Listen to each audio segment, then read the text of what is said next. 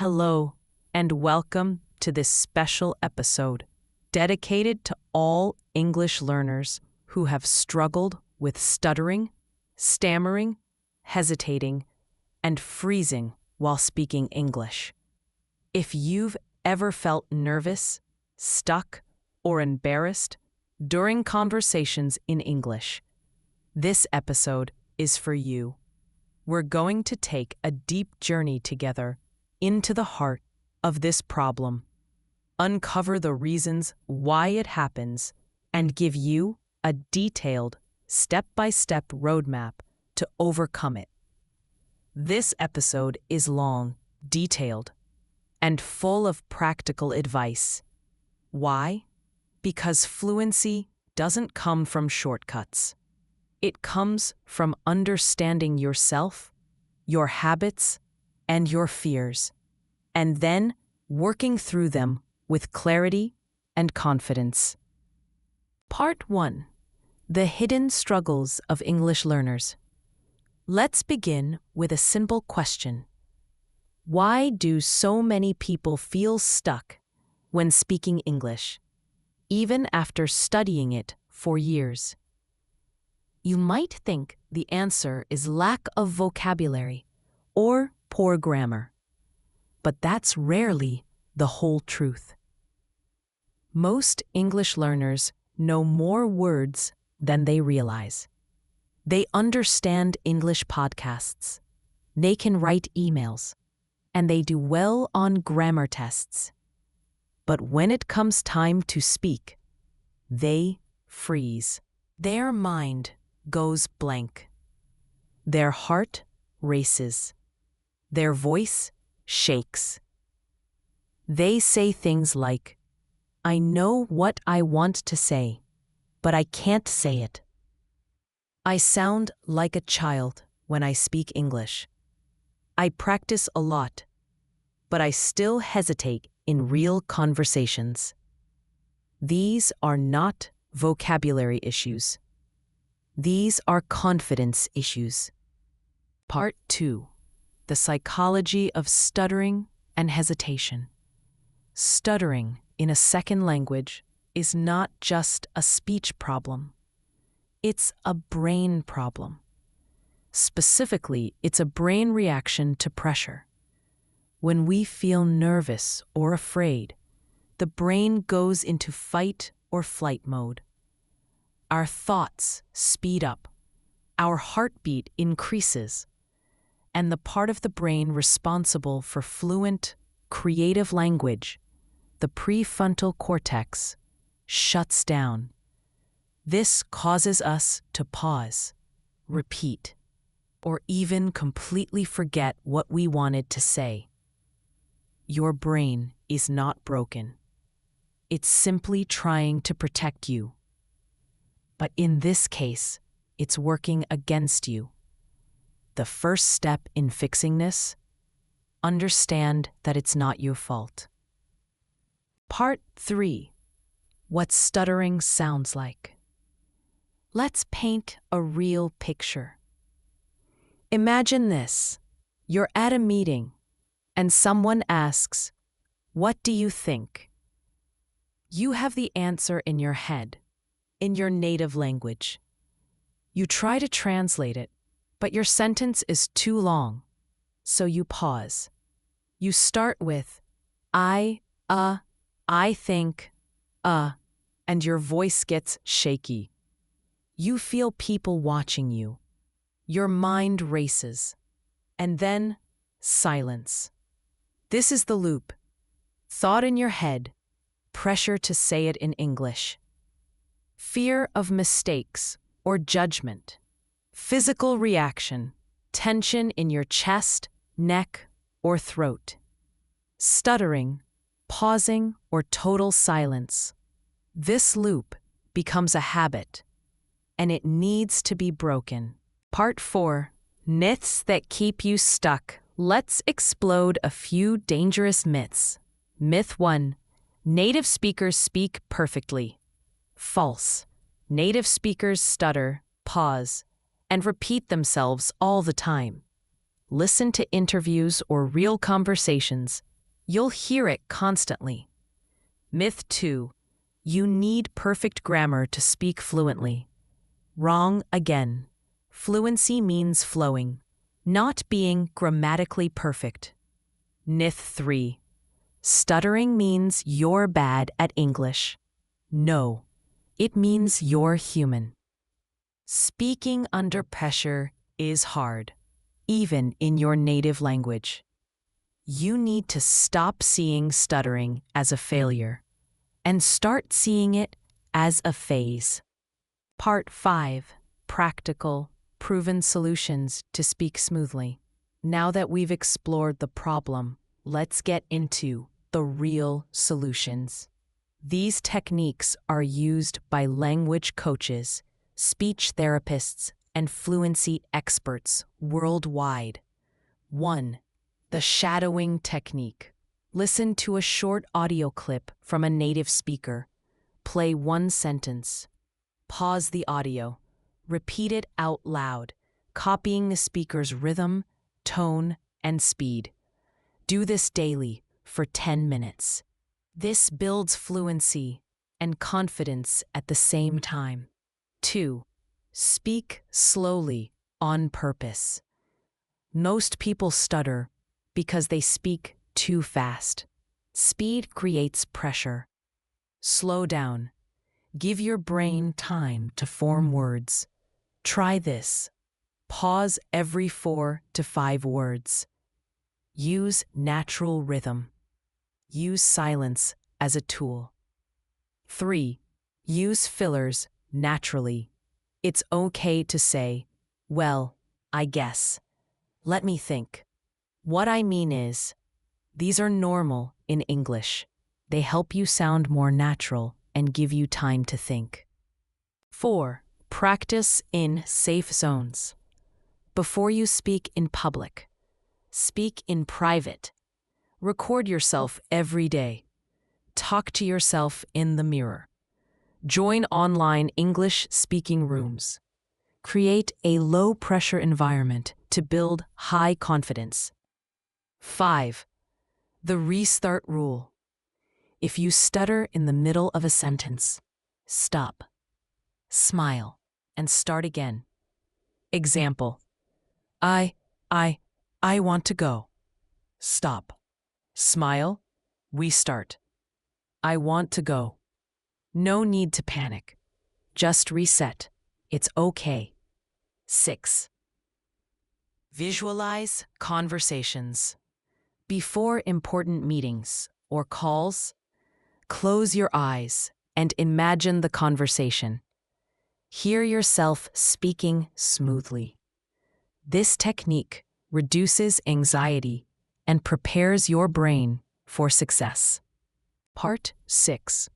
Your 30-day anti-stuttering plan. Here's your challenge. Do the following every day for 30 days.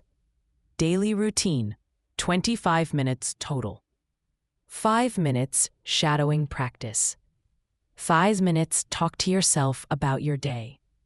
5 minutes record your voice answering a simple question. 5 minutes listen to the recording. Notice what worked. 5 minutes read a paragraph out loud from a book or blog. Weekly, join at least one live English conversation group. Have one one-on-one chat with a speaking partner. By day 30, you'll feel more relaxed, more in control, and more fluent, even if you still make mistakes. Remember, mistakes don't stop fluency. Fear does. Part 7. Stories from real learners. Let's hear some inspiration.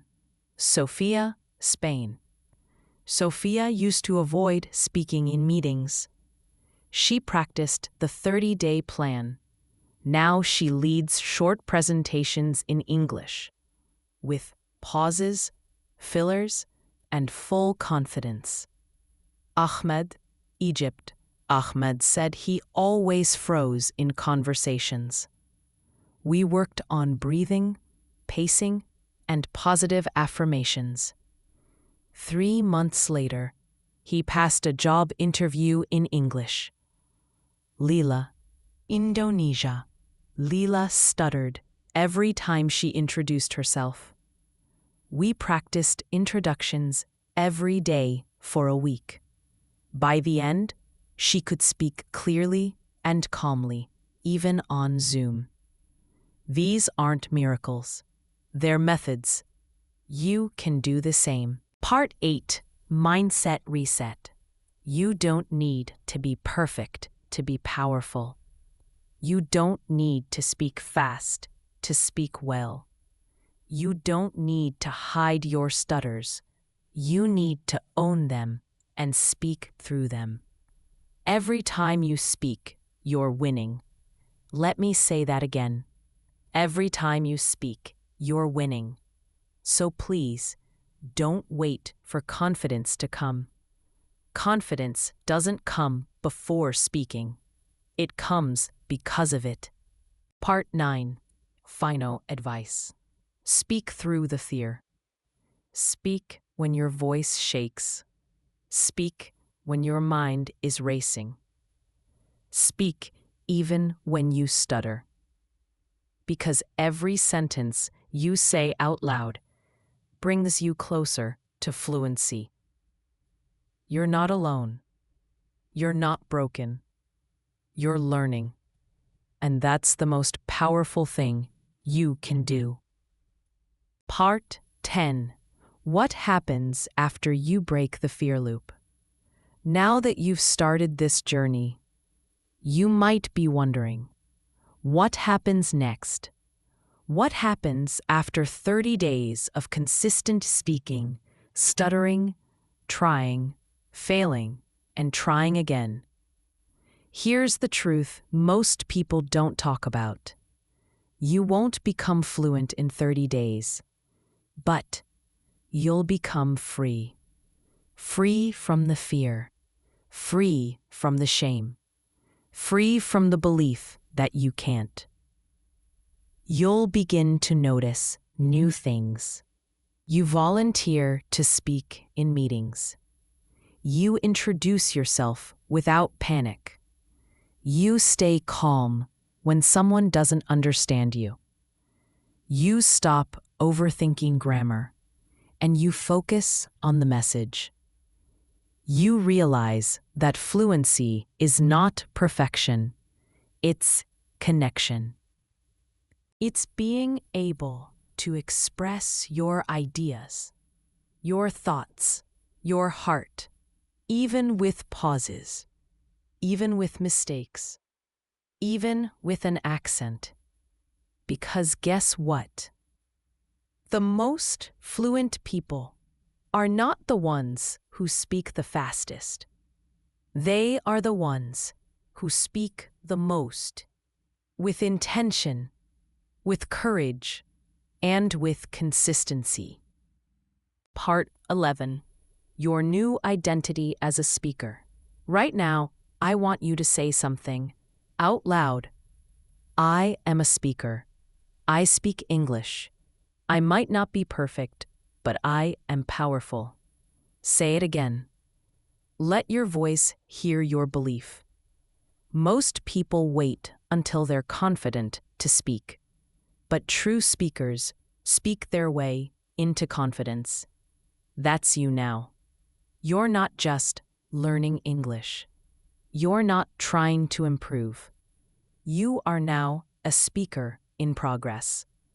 That identity matters. Part 12. The bigger picture. Why does this matter? Because when you overcome the fear of speaking, your whole world changes. You interview better. You connect with people around the globe. You feel proud, not ashamed, when using your voice.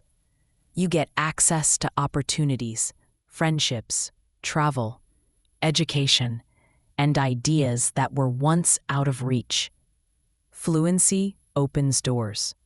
Confidence helps you walk through them. Final message. Don't stop now. This podcast might end, but your journey doesn't. Keep going. Keep speaking with pauses, with stutters, with strength. Speak in your room. Speak on the bus. Speak in front of the mirror. Speak in meetings. Speak online. Speak anywhere. And every time you do, say to yourself, "This is how I grow." Because you are growing. And fluency, my friend, is already on the way. Your homework. Start your 30-day plan. Write down one fear you have about speaking. Say something out loud today, even if it's just to yourself. Repeat this phrase: I speak to grow, not to be perfect. You've got this. Your final homework. Celebrate your small wins. Write down one sentence you said today in English and be proud of it. Teach this mindset to one person who needs it. Save this episode. Return to it anytime you feel stuck. And finally, you don't need a perfect accent. You need a brave voice. Speak it, own it, share it. This was your complete guide to fluency and confidence.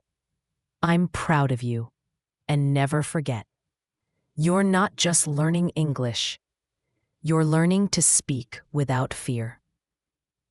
Thanks for listening, and remember, your voice matters in any language, in any accent, and even with a few stutters.